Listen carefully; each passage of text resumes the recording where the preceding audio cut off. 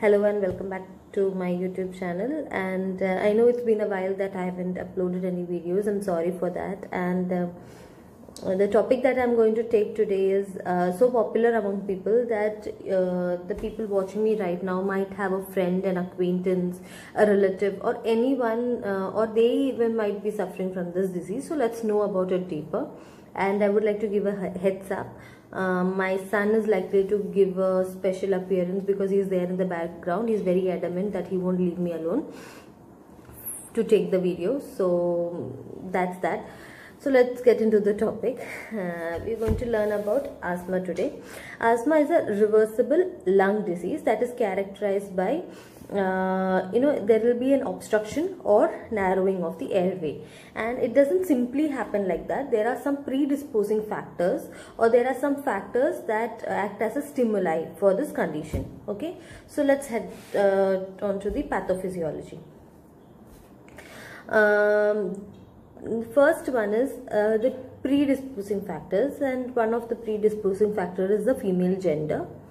Okay, the next one the next subdivision is casual factors, like there can be indoor or outdoor allergens, and there can be some occupational sensitizers. Okay, and there can be some contributing factors, like the person might have an respiratory infection or air pollution. He might be smoking, or there might be some passive smoking, and other some factors like the diet or small size at birth. All right, what happens is this predisposing factor, the casual factors, and the contributing factors lead to inflammation. All right, and inflammation leads to hypersensitiveness or hyper-responsiveness of the airways. Okay, now after the hyper-responsiveness of the airways, there are some risk factors that can cause the airflow limitation. Now let's go to the risk factors. The risk factors are, as I said, allergens. Okay, the respiratory infection that the person might be having. Okay, weather change, exposure to sulfur dioxide, or some food additives or some medications. These all will lead to airflow limitation. Okay, and this leads to the symptoms that are wheezing, cough, dyspnea, and chest tightness. Okay, now let's go to the predisposing factors of asthma. Now, allergy is one of the strongest predisposing factor of asthma. So if you take in 10 people, if you take a poll, like 9 out of 10 people will say that they are allergic to something or the other, like dust or pollens or anything. All right, and these common allergens can either be seasonal, like for in some season is not suitable for people with asthma. That is like there is a season where these bees and all carry the pollen. Okay, so that time the pollen is there in the air. Okay, or a windy or breezy season that leads to the spread of the pollens in the air, and grass or some kind of trees, weed. Okay, and there are some triggers like the air pollution, dust, or cockroach or other roaches are there in the house, or animal dander. Okay, some strong odors, or perfume, smoke, exercise, stress, or not only physical stress, emotional stress. Okay, and some medication can all lead to or all be a predisposing factor for asthma. Alright, we learned what asthma is, and we also learned what predisposing factors are. But there are some, if a person comes to you with asthma, how will you know that? Or what are the clinical manifestations of asthma? The three common clinical manifestation of asthma is cough, dyspnea, and wheezing. The wheezing sound is very typical. So if a person is asthmatic, you will hear the music. Wheezing is a musical sound. Okay, you can hear the person breathing very like you can hear the wheezing. It is a typical sound. You will be able to understand it. All right, and the person will have cough. It might be with or without mucus. All right, and this other thing is the person will tell that it regularly happens to me at night or maybe early morning. All right, and the person might also have chest tightness and dyspnea. Okay, there will be tachycardia and central cyanosis. Central cyanosis is the extreme part. That is the late sign. The oxygen level is so decreased that the person went into central cyanosis and choking sensation. All right. So after the person has all these clinical manifestations, how can we assess and confirm that the person has this disease?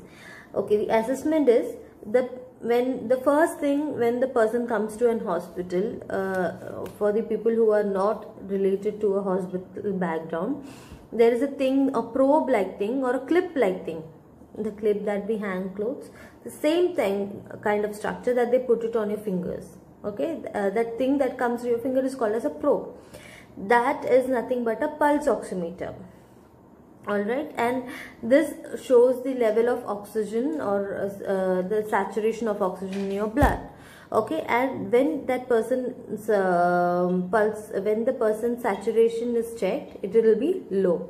Okay, next is the history. Whenever a patient comes to you, you always take a history of the patient. So next is history. The person might have family history. The person will say that or the patient will say that I have a family history of asthma. My mother, my father, or my great grandmother, my grandmother, or whoever it be has asthma. All right, and sputum and blood test may disclose eosinophilia, and that is elevated levels of eosinophils. Okay, serum IgE levels will show elevated if allergy is present, and then the doctor might also take an ABG analysis. Okay, now after all this, what are if the person is doesn't have a proper medication or is not treated well, what will happen? The person might have some complications. Okay, that is status asthmaticus, respiratory failure, pneumonia, and atelectasis. Okay, these are the complications of asthma. Now, for any disease condition, there is a few ways that we manage it. The first one is the medical management. Okay, if the medical management is not working, or if the medical management is not possible, or something else is required, the patient can also, I'm not talking about asthmatic patients, I'm talking in general. The doctor may even suggest a surgical management. Okay, so there is a medical management, there is a surgical management, and for all the nurses out there, there is always a nursing management. Okay, so first before you do the nursing management, that is always there, like from the moment the patient comes to you, you all have already started your nursing management, like you're taking your history, you're taking you're spontaneously doing all what the doctor is saying. Okay, and you're even thinking that what can be done for the patient. All right, so you have already started your nursing management. But what is the pharmacological therapy or medical management that can be? The medical management or the pharmacological management is the first one for quick relief. Okay, when the patient is coming to you, for quick relief, you give short acting beta-2 adrenergic antagonists. Okay, and these are used to relax the smooth muscles. We learned before that there will be a tightness or obstruction in the air, which would relax it. These medications are administered first. Okay, and the second one on the quick relief medications is anticholinergics. Okay, and when it is managed immediately, the doctor may also prescribe some medications that are for long-term use. Okay, they might be long-acting control medications that are corticosteroids and long-acting beta-2 adrenergic antagonists. All right. Okay, let's go to nursing management. Okay, when a patient comes to you first, what is the first thing that you will do for the patient? First is you always carry out the doctor's orders. Alright, so the first one is you'll administer what all prescribed medications or what all doctor's orders are. If the doctor is saying, sister, stat, put an O2 on 1 liter or 2 liters, you will not wait for your nursing management to complete. That comes under your nursing management. You will immediately put the patient on O2 and not forget to mention it in your nurse's notes, or take the doctor's prescription on your file. Okay, it is very important that before you administer any medication or oxygen or whatever it is that the doctor is saying, you will always tell the doctor. If the doctor is a busy man, he can forget. You can always remind him to write it on your file. And the second thing that you will be doing is you yourself will be maintaining a nurse's notes that is so clear and evident that if the doctor if anybody comes to you and asks that yesterday or day before yesterday or like 1 month before, at this time what thing was given to your patient, if it is not evident in your file, you will always be your nurse's notes will always be helpful for you. So please do not forget that. Okay, next you will place the patient on high Fowler's position. Okay, and you will always monitor the vital signs. I said the first thing that the patient comes to, you will put the probe, so you are monitoring vital signs. Okay, and you will administer humidified O2 if the doctor has suggested. You will anticipate that the patient might need intubation or any mechanical ventilation if the patient fails to maintain adequate oxygen. So you will keep all those things, necessary things, handy. Alright, you will also monitor the serum theophylline levels. Okay, and observe signs and symptoms of theophylline toxicity. Okay, what are the signs and symptoms of theophylline toxicity? That being vomiting, diarrhea and headache. Alright, then you will perform postural drainage and chest percussion. Okay, you will anticipate the need of bronchoscopy or bronchial lavage, and when a lobe or larger area collapses, you will always prepare for the the thing that might happen in future. You will always take care that the patient doesn't have it, but you will always be prepared for what can happen in the future. You will keep a review on ABG. Okay, and you will always provide emotional support. Your patient is in stress, and as said earlier, the patient might be in emotional stress or any other physical stress, and the patient is even tense that what the patient might land up into or what can happen to him. So what you will do is you will provide emotional support. All right. So we are done with the nursing management. The next thing that we are going to learn is the Nanda nursing diagnosis. I'm going to just brush a few diagnoses that can come for asthma. The first one is ineffective breathing pattern related to swelling and spasm of bronchial tubes in response to inhaled irritants, or whatever the response was, infection, drugs, allergies or infection, as evidenced by cough, cyanosis, dyspnea, loss of consciousness, nasal flaring, prolonged expiration, respiratory depth changes and tachypnea. Okay, what your goals are? Your goal is that patient will patient will maintain optimal breathing pattern as evidenced by relaxed breathing. Okay, normal respiratory pattern and absence of dyspnea. Over. Now your interventions. The first intervention being assessment of vital signs. Okay, and your rationale is increased BP, respiratory rate, heart rate can occur during initial stages of hypoxia. Okay, assess the depth and rhythm, because the changes in respiratory rhythm and respiration may indicate the early sign of impending respiratory disease.